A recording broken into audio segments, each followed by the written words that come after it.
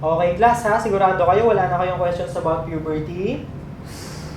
Gets naman na agad namin yan, sir. Okay na yan. Di ba, guys? Oo nga! So, teka, basta sigurado kayo. Opo, Okay, sige. Okay. Sabi niyo yan ha. Pero just in case na mayroong gustong magtanong pero nahihiya o nakakalimutan niyo lang, iiwan ko to dito. Okay? Bago kayo umuwi, pwede niyo isulat yung mga tanong niyo sa ganitong papel, tapos ilagay niyo na lang sa box. Pero kung ayaw niyo, okay lang naman, di naman ako namimili. Pero dapat, malinaw. Malinaw na malinaw, oo. Okay, very good.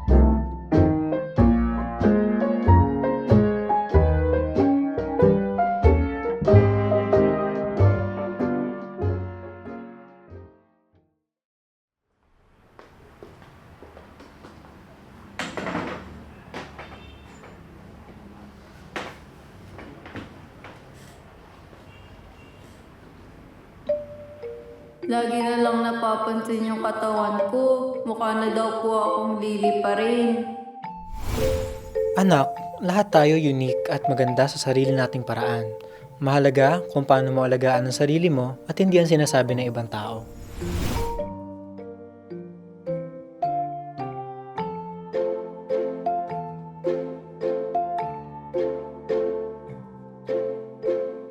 Wala, ayoko bumagsak. Di ko pa napag-aaralan to.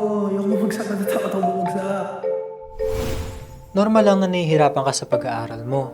Pero ang mahalaga, mag-focus ka at tandaan mo na walang mali sa paghingi ng tulong.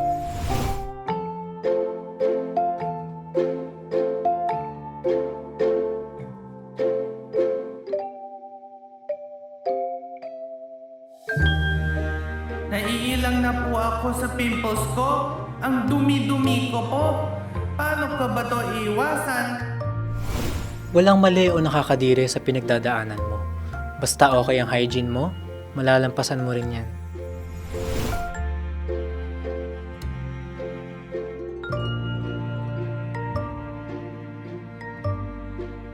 Ang baho-baho ko raw po. Hindi naman ako ganito dati. Hindi ko na alam ang gagawin. Parte lang ng growing up yan. Basta lagi kang maligo at mag-deodorant para komportable ka at ang mga kasama mo buong araw.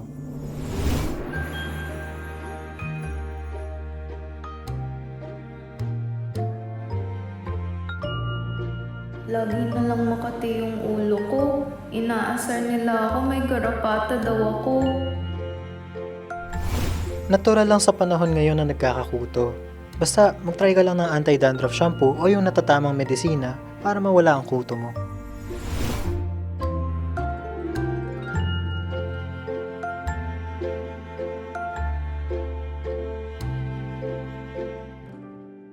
Inaasar nila ako na nagsishave daw ako ng kilikili.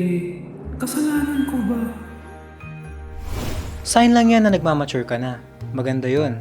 Basta malinis ka, nasa sayo naman yan kung gusto mong i-shave or i-keep yung body hair mo.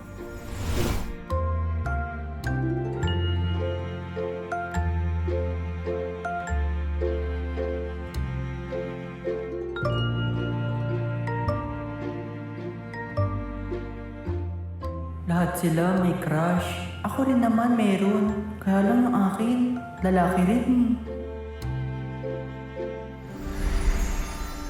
Okay lang yung nararamdaman mo. Magpakatotoo ka. At sa tamang panahon, pakita mo kung sino ka sa ibang tao. Tandaan mo, love wins.